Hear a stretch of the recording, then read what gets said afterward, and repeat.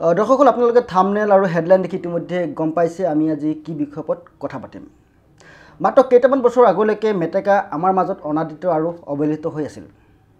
কৃষকসকলক কৃষি পথাৰত সমস্যাৰ সৃষ্টি কৰিছিল, কিন্তু বৰ্তমান হস্তশিল্পৰ ক্ষেত্ৰখনত মেটেকাই প্ৰৱেশ কৰি এক নৱসংযোজন ঘটাইছে আৰু এই মেটেকা শিল্পই এক অৰ্থনৈতিক বিপ্লৱৰ সূচনা কৰিছে। সম্প্ৰতি অসমত পূৰ্বৰ পৰা বাঁহ বেতৰ লগত বিভিন্ন তৃণজাতীয় উদ্ভিদ হস্তশিল্পত ব্যৱহৃত হৈ আহিছে। উদাহৰণস্বৰূপে আমি বিৰিণাৰ পৰা তৈয়াৰ কৰা কঠ, পাতিদৈৰ পৰা তৈয়াৰ কৰা ঢাৰি বা কঠ সজা আদিৰ কথা সকলোৱে জানো। কিন্তু মেটেকাৰ পৰা যে বিশ্বমানৰ কিছুমান সামগ্ৰী প্ৰস্তুত কৰিব পাৰি সেই কথা কিন্তু আমি গম পাইছোঁ বৰ শেহতীয়াকৈ। পানী মেটেকাৰ পৰাও যে সুন্দৰ সুন্দৰ সামগ্ৰী তৈয়াৰ কৰিব পাৰি সেয়া আমাৰ হস্তশিল্পীসকলে কল্পনাই কৰিব পৰা নাছিল। আৰু যেতিয়াই আমাৰ পৰা অৱহেলিত হৈ থকা মেটেকা হস্তশিল্পত ব্যৱহৃত কথা পোহৰলৈ আহিল তেতিয়াই সকলো আচৰিত হৈছিল। বৰ্তমান পানী মেটেকাৰ পৰা বিভিন্ন ধৰণৰ বেগ, বাস্কেট, টুপি, মেট, লেম্প, ছেট, চকী মেচ, আনকি গহনা আৰু পোচাকো তৈয়াৰ কৰিবলৈ ল'লে। এয়া আমাৰ স্ক্ৰীণত আমাৰ দৰ্শকসকলে এই সামগ্ৰীবিলাক দেখিছে মেটেকাৰ পৰা তৈয়াৰ কৰা। সম্প্ৰতি আমি দেখিবলৈ পাইছোঁ হস্তশিল্পীসকলে উৎপাদন কৰা মেটেকাৰ সামগ্ৰী বিক্ৰী কৰাৰ ক্ষেত্ৰত নিজেই আগভাগ লৈ শিল্পীসকলে এই শিল্পৰ ক্ষেত্ৰত যথেষ্ট সফল হৈছে।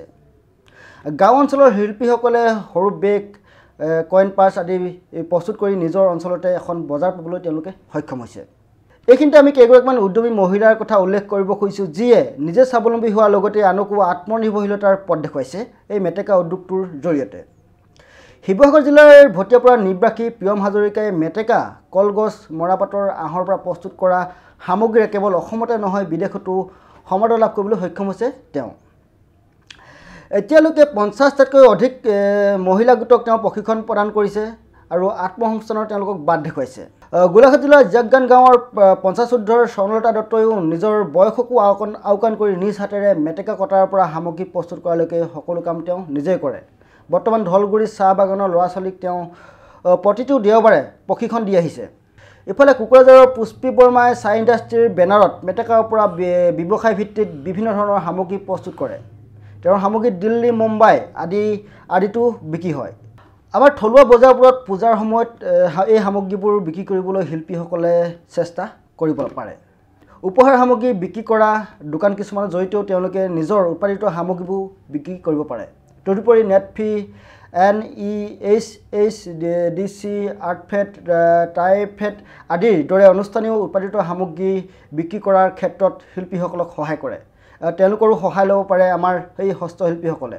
এই ক্ষেত্ৰত শিল্পীসকলে সৰু সৰু গোট গঠন কৰি কাম কৰিলে সুবিধা হয়, কিয়নো বিভিন্ন প্ৰদৰ্শনী আদিত উৎপাদিত সামগ্ৰী বিক্ৰী কৰিবলৈ একোটা গোটৰ একোজনকৈ শিল্পী গ'লে খৰচ আৰু সময় দুয়োটাই ৰাহি হয়।